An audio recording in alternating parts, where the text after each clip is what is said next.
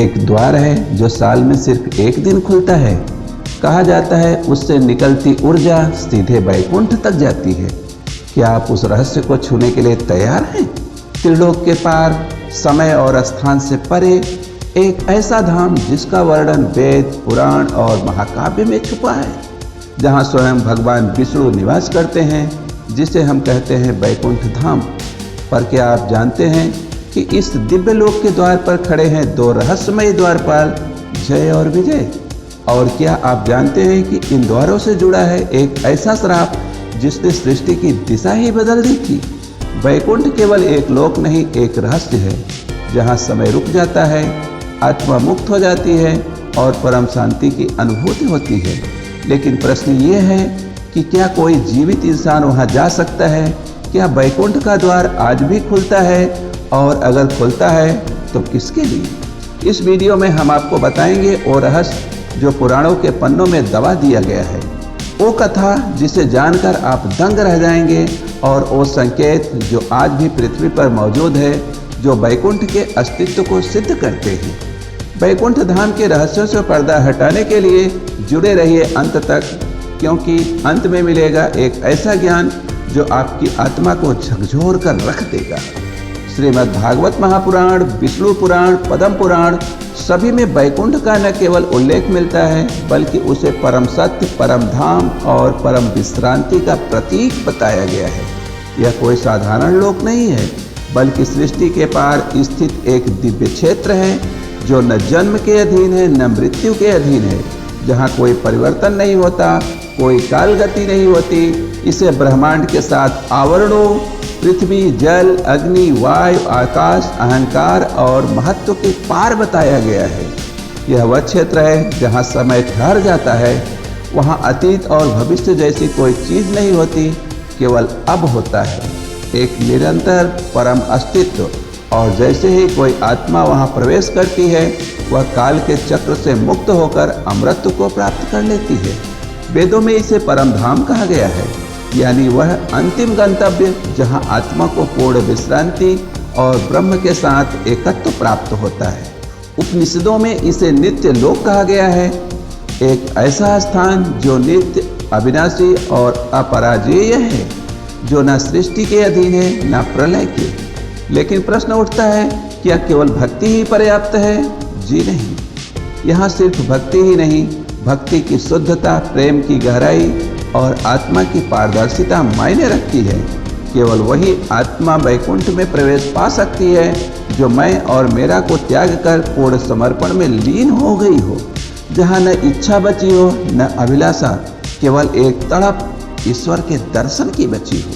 क्योंकि वैकुंठ कोई साधारण जगह नहीं, यह उस शुद्ध प्रेम का केंद्र है जहाँ केवल वही आत्मा पहुँचती है जो स्वयं को पूर्णतः खो चुकी हो और हर अंश में भगवान को पा चुकी हो। किसी भी रहस्य का एक द्वार होता है, और वैकुंठ के उस द्वार पर खड़े हैं जय और विजय।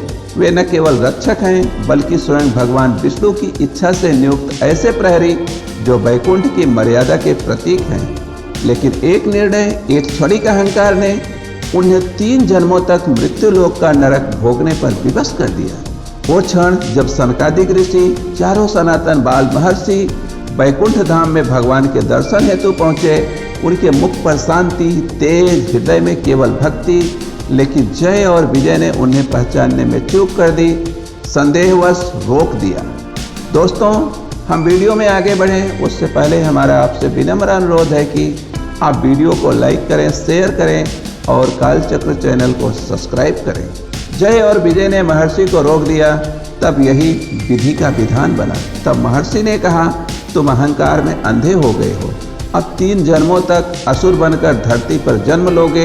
ऋषियों का श्राप था, सत्य की परीक्षा थी, पर क्या यह दंड था या पूर्व निर्धारित लीला का प्रारंभ था? यही वह क्षण था जिसने त्रेता युग में रावण और कुंभकर्ण को जन्म दिया, द्वापर में शिशुपाल और दंतवक्र को जन्म दिया, और सतयुग में हिरण्याक्ष और हिरण्यकश्यप को जन्म दिया। 3 बार भगवान विष्णु को नरसिंह, राम और कृष्ण के रूप में धरती पर अवतार लेना पड़ा। यह श्राप नहीं था, यह था वैकुंठ के रहस्य का उद्घाटन। क्या वैकुंठ कोई भौगोलिक स्थान है? या यह एक अवस्था है, चेतना की परम स्थिति? शास्त्रों में इसे एक लोक कहा गया है, लेकिन वेदांत में, उपनिषदों में इसे एक स्थिति कहा गया है, परम ब्रह्म में लीन चेतना। आधुनिक विज्ञान भी अब वही कहने लगा है जो ऋषियों ने सहस्रों वर्ष पूर्व कहा था। क्वांटम फिजिक्स के अनुसार हमारे चारों ओर केवल 3 नहीं बल्कि अनेक डायमेंशन है। 6वीं, 7वीं, 8वीं, यहाँ तक कि 11वीं डायमेंशन तक की परिकल्पना वैज्ञानिक कर चुके हैं। यह वे आयाम है जो हमारी 5 ज्ञान इंद्रियों से परे हैं। वहाँ न कोई रूप है, न गंध है, न ध्वनि है, वहाँ केवल ऊर्जा है, शुद्ध कंपायमान ऊर्जा। क्या वैकुंठ उन्हीं ऊर्जात्मक डायमेंशन में से एक है? क्या जब चेतना एक विशेष आवृत्ति पर पहुंचती है तब यह दिव्य लोक स्वयं प्रकट होता है? ऋषियों ने कहा, मन, प्राण और आत्मा जब एक हो जाएं तब वह द्वार खुलता है। यह कोई दरवाजा नहीं जो हाथों से खोला जाए, यह चेतना का द्वार है जो तभी खुलता है जब मन पूरी तरह स्थिर हो, प्राण पूरी तरह शांत हो और आत्मा केवल एक ही पुकार में लीन हो, नारायण। वैदिक साधना, गूढ़ ध्यान और निष्कलंक भक्त, ये तीनों मिलकर उस अदृश्य कंपन को सक्रिय करते हैं जो ब्रह्मांडी ऊर्जा के द्वार को खोलता है, और वही द्वार कहलाता है वैकुंठ प्रवेश द्वार। वहाँ पहुँचने के लिए न रॉकेट की जरूरत है, न यंत्रों की, केवल अंदर की यात्रा चाहिए, आत्मा से आत्मा तक की यात्रा चाहिए। वैकुंठ को लेकर हम एक कल्पना करते हैं कि किसी दूसरे दिव्य लोक की, लेकिन क्या आपको पता है भारत की भूमि पर कई ऐसे स्थान हैं जिन्हें वैकुंठ का प्रतिबिंब कहा गया है। ऐसे स्थल जहां पृथ्वी की ऊर्जा क्षण भर को वैसी ही हो जाती है जैसे वैकुंठ में होती है। उत्तरी भारत में स्थित बद्रीनाथ धाम, जहां न केवल भगवान विष्णु वास करते हैं बल्कि वह स्थान जहां वैकुंठ धाम के द्वार के रूप में जाना जाता है। कहते हैं यहाँ ध्यान करते हुए यदि मन स्थिर हो जाए तो आत्मा को वैकुंठ की झलक मिल सकती है। वैकुंठ एक पर्व भी है, वैकुंठ एकादशी। उस दिन की गई भक्ति, ध्यान और जाप की शक्ति को कई पुराणों में सीधा वैकुंठ जाने वाला मार्ग कहा गया है। इस दिन कुछ मंदिरों में एक विशेष द्वार खोला जाता है, परम पद द्वार, और कहा जाता है उस द्वार से निकलती ऊर्जा साधक की चेतना को ब्रह्मलोक तक पहुंचा सकती है। श्री रंगम मंदिर में वह दिव्य द्वार जिसे कहते हैं परम पद द्वार, यह साल में केवल एक बार वैकुंठ एकादशी को खुलता है, और मान्यता है कि उस दिन उस द्वार से निकलती ऊर्जा रेखा सीधे वैकुंठ तक जाती है। वह कोई साधारण द्वार नहीं है, वह चेतना की लहरों का संगम है जहाँ काल, दिक और दिशा स्थिर हो जाते हैं। विष्णु सहस्त्र नाम का जाप करते हुए तीर्थयात्री इस पार्थिव लोक में भी एक पल को वैकुंठ के अनुभव को जीते हैं।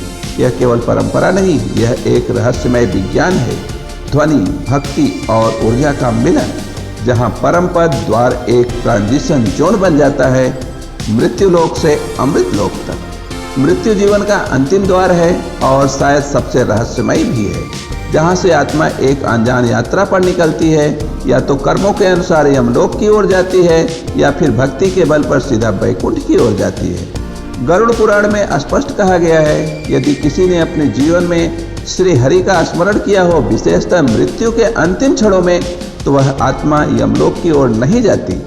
वह आत्मा सीधे उस मार्ग पर अग्रसर होती है जिसे वैदिक ग्रंथों में देवयान मार्ग कहा गया है, देवताओं का मार्ग, प्रकाश की ओर ले जाने वाला मार्ग और अंततः वैकुंठ तक पहुंचाने वाला मार्ग। यह केवल एक मंत्र नहीं, यह मृत्यु की स्याही को अमरता की रोशनी में बदल देने वाली कुंजी है। ओम नमो भगवते वासुदेवाय। इस एक स्मरण से आत्मा का मार्ग बदल जाता है। गरुड़ पुराण कहता है, जब यह नाम अंत समय में स्मरण होता है तो यमदूत पीछे हट जाते हैं और वहाँ प्रकट होते हैं विष्णु के दिव्य दूत, वैकुंठ के विमानी। वे आत्मा को पुष्पों की सेज पर बैठाकर अदृश्य मार्ग से वैकुंठ की ओर ले जाते हैं। यह मार्ग साधारण नहीं है, यह कर्मों से नहीं, केवल शुद्ध भक्ति और नाम स्मरण से खुलता है। वहाँ कोई न्याय नहीं होता, कोई दंड नहीं होता, केवल प्रेम होता है, श्री हरि का शुद्ध प्रेम जो आत्मा को उसके परम धाम की ओर खींच लेता है। यही कारण है कि वेद, पुराण, उपनिषद सभी इस मंत्र को मोक्ष का द्वार मानते हैं। ओम नमो भगवते वासुदेवाय यह मंत्र नहीं, यह वैकुंठ की कुंजी है। यह प्रश्न अब भी अनुत्तरित है, क्या कोई जीवित अवस्था में वैकुंठ को प्राप्त कर सकता है? क्या कोई मृत्यु से पूर्व ही उस दिव्य लोक का अनुभव कर सकता है जहाँ समय रुक जाता है, जहाँ आत्मा ब्रह्म से एक हो जाती है। शास्त्रों में कुछ अलौकिक नाम दर्ज हैं, जिनके जीवन स्वयं इस रहस्य का प्रमाण बन गए। दक्षिण भारत के महान संत रामानुजाचार्य, जिन्होंने भक्ति को केवल एक भावना नहीं, ब्रह्म तक पहुंचने का सेतु माना, उनके अनुयायी कहते हैं कि उन्होंने समाधि की अवस्था में स्वयं वैकुंठ का दर्शन किया, और जब उन्होंने आंखें खोली, उनके नेत्रों में एक दिव्य ज्योति थी, जैसे उन्होंने ब्रह्मांड के उस छोर को देखा हो जहां सब कुछ शांत है, पूर्ण है। संत तुकाराम, जिनका हर भजन आत्मा को झकझोर देता है, कहते हैं उन्होंने स्वयं वैकुंठ गमन किया। अपने शरीर में रहते हुए एक दिन वे भजन कर रहे थे और तभी आकाश से एक दिव्य विमान उतरा। सबकी आंखों के सामने वे उसमें बैठे और वैकुंठ को प्रस्थान कर गए।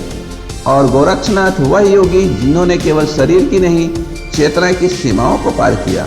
वह कहते थे वैकुंठ कहीं बाहर नहीं, वह भीतर है। जब साधक अपने मन, प्राण और आत्मा को साध लेता है, जब भक्ति और ध्यान एक हो जाते हैं, तब हृदय के भीतर एक दिव्य द्वार खुलता है और उस द्वार से जो प्रवेश करता है, उसे संसार में रहते हुए भी मोक्ष की अनुभूति होती है।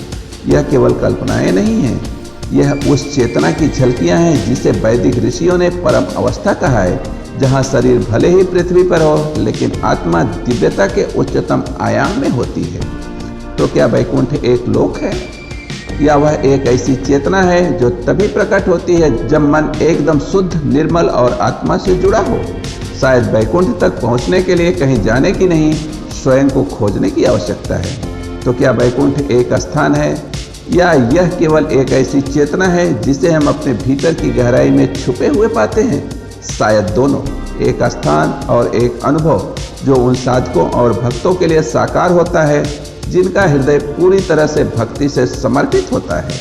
इस यात्रा में कोई अंत नहीं होता। वैकुंठ की ओर जाने वाला मार्ग भले ही अज्ञेय हो, लेकिन वह हर उस आत्मा के लिए खुला है जो सच्चे प्रेम, भक्ति और ध्यान के मार्ग पर चलती है। जब मन और आत्मा एक हो जाते हैं, तभी वह द्वार खुलता है जिससे हम उस दिव्य लोक में प्रवेश करते हैं, जहाँ केवल प्रेम और शांति का वास होता है।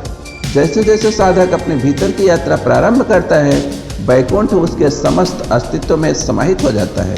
वह लोक बाहर नहीं, वह भीतर है। और जब वह द्वार भीतर खुलता है, तो संसार की सीमाएं मिट जाती हैं और आत्मा अनंत के साथ एक हो जाती है। हमारी खोज हमेशा बाहर की दुनिया में रही है, लेकिन सच्चाई यह है कि वैकुंठ वही है जिसे हम स्वयं अपने भीतर ढूंढ सकते हैं। यह कोई दूर का लोक नहीं, बल्कि हमारे हृदय में बसी हुई शांति और प्रेम की स्थिति है, जिसे हम अपने जागरण से अनुभव कर सकते हैं।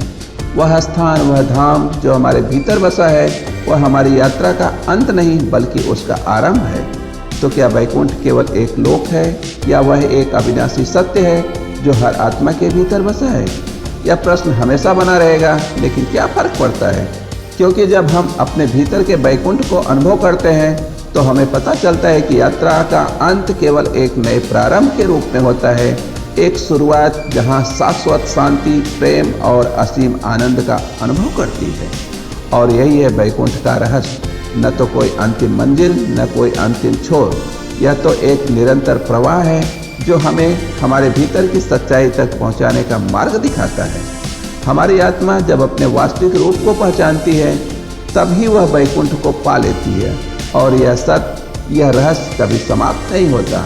यह हम सबके भीतर हमेशा जीवित रहता है। अंततः वैकुंठ केवल एक लक्ष्य नहीं, एक जीवन का मार्ग है, एक शाश्वत यात्रा जो हमें हमारे भीतर के देवत्व से जोड़ती है। जब हम अपने हृदय में उस दिव्य प्रेम का अनुभव करते हैं, तब हम उस अद्भुत वैकुंठ के दर्शन कर पाते हैं जो हमेशा हमारे साथ होता है। यदि यह वीडियो आपको पसंद आई हो, तो वीडियो को लाइक करें, शेयर करें और कमेंट में हमें बताएं कि वैकुंठ का रहस्य आपको कैसा लगा। साथ ही साथ चैनल को सब्सक्राइब कर बेल आइकन दबाना बिल्कुल ना भूलें। धन्यवाद।